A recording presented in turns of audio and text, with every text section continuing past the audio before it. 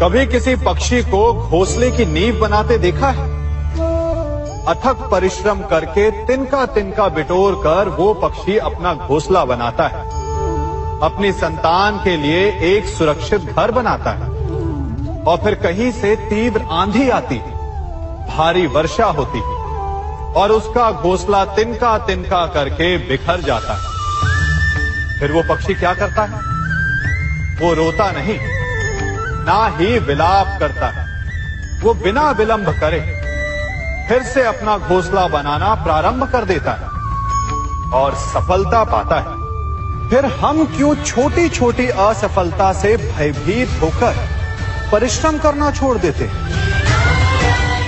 एक बात सदा स्मरण रखिएगा, हर वृक्ष कुल्हाड़ी की एक मार से नीचे नहीं गिरता, हर चट्टान घन के एक प्रहार से नहीं टूटती। सफलता पाने के लिए अनावरत परिश्रम करना ही मात्र एक मार्ग है। स्वीकारण, सत्य का स्वीकारण मनुष्य के लिए बहुत ही महत्वपूर्ण है। जब तक मनुष्य सत्य को स्वीकार नहीं करता, उसे असत्य से लड़ने की शक्ति प्राप्त नहीं होती। जब आप भोजन करते हैं तो क्या होता है? आपका पेट स्वीकारता है कि वो भर चुका है और आप भोजन करना बंद कर देते हैं। जब आपको निद्रा आती है तो क्या होता है?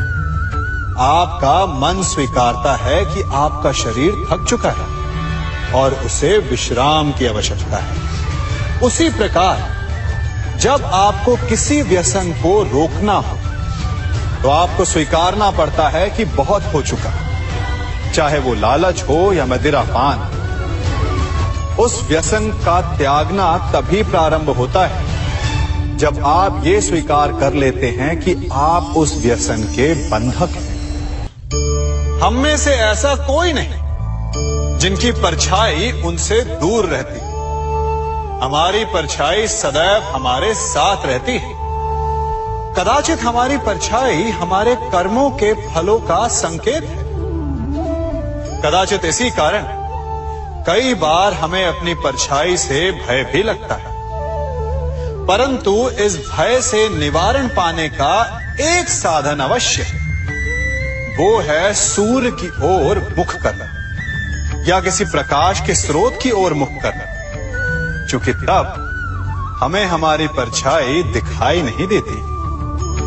यदि इसे जीवन के संदर्भ में देखें तो ये प्रकाश का स्रोत शुभ कर्मों की चेतना है। यदि आपके मन में शुभ कर्म करने की इच्छा है तो आपको कभी भी अपने कर्मों के फल का भय नहीं होगा, क्योंकि यदि आपका मन शुद्ध होगा तो आपके कर्म शुद्ध होंगे और शुद्ध कर्मों का फल कभी अशुद्ध नहीं हो सकता।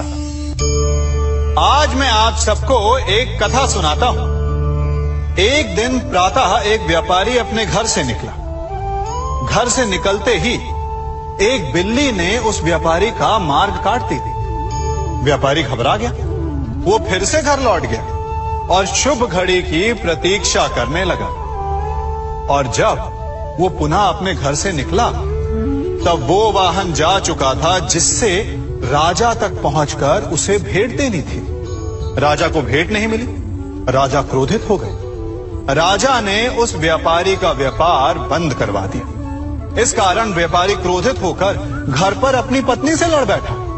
पत्नी अपने बच्चों समेत मैके वापस चली गई और उस व्यापारी के जीवन में यदि कुछ रह गया था तो केवल अंधकार। और इन सब का कारण वो उस बिल्ली को मानता रहा जिसने उसका मार्ग काटा था। ऐसा ही एक दूसरा व्यापारी राजा को भेंट देने निकला और उस व्यापारी का मार्ग भी एक बिल्ली ने काट दिया। वो व्यापारी तनिक घबराया, परंतु उसने आगे बढ़ना अधिक उचित समझा। राजा तक वो समय पर पहुंचा।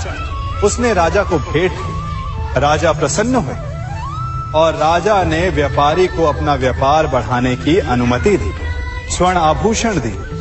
जब व्यापारी घर पर पहुंचा तो पत्नी को आभूषण और अपने बच्चों को देने के लिए वस्त्र थे उसके पास। हर ओर प्रसन्नता थी। समझ रहे हैं ना, दोनों के साथ एक ही प्रकार की घटना हुई, परंतु दोनों की प्रतिक्रिया भिन्न थी। ऐसा ही हमारा जीवन भी है।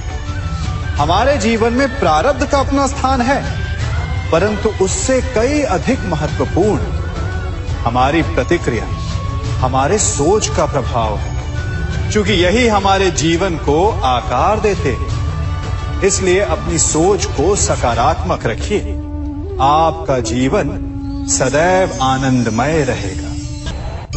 आप इन दो पात्रों को देख रहे हैं। मेरे इस पात्र में जल है और ये पात्र मिष्ठान से भरा हुआ है। दोनों ही पात्र भरे हैं, परंतु देखिए, मिश्री को जल में मिला दिया, जल ने मिश्री को अपना लिया, मिश्री ने अपना अस्तित्व खो दिया, परंतु जल को अभिमान है कि उसका अस्तित्व अभी भी बना हुआ है। परंतु जो इस जल को चखेगा उसे अवश्य पता चल जाएगा कि ये जल अब वो जल नहीं रहा, ये अब शरबत बन गया। हमारा त्याग, हमारे बलिदान भी ऐसे ही होते हैं। जो इस बात को अनुभव करते हैं वो समझ सकते हैं कि कैसे हमने समय की धारा को बदल दिया। जो बलिदान देते हैं उनका अस्तित्व कभी नष्ट नहीं होता, अपितु उनका बलिदान संसार में कुछ ना कुछ परिवर्तन अवश्य लाता है। हम सभी कभी ना कभी, कहीं ना कहीं अपने जीवन में यात्रा अवश्य करते हैं। हमारी यात्रा में कभी पक्के रास्ते आते हैं तो कभी कच्चे रास्ते। पक्के रास्ते मनुष्य बनाता है और कच्चे रास्ते जानते हैं कैसे बनते हैं? चलते चलते बन जाते हैं। जब लोग एक स्थान से जाते हैं तो पैरों के दबाव से नीचे की घास कुचल जाती है। बार बार उस मार्ग से जाने से धीरे धीरे मार्ग स्वतः ही बन जाता है। और यही जीवन है, यही नियति है। जब आपके जीवन में आपको मार्ग ना मिले तो रुकिए नहीं, आगे बढ़ते रहिए और आपके पैरों के दबाव से मार्ग स्वतः ही बन जाएगा।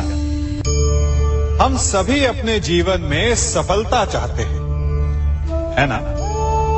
उसके लिए हम रात दिन परिश्रम करते हैं, कड़ी मेहनत करते हैं, परंतु फिर भी असफल हो जाते हैं। परंतु ऐसा क्यों होता है? कभी सोचा आप सबने? क्योंकि सफलता पाने का मंत्र बड़ा कठिन नहीं, बड़ा सरल है।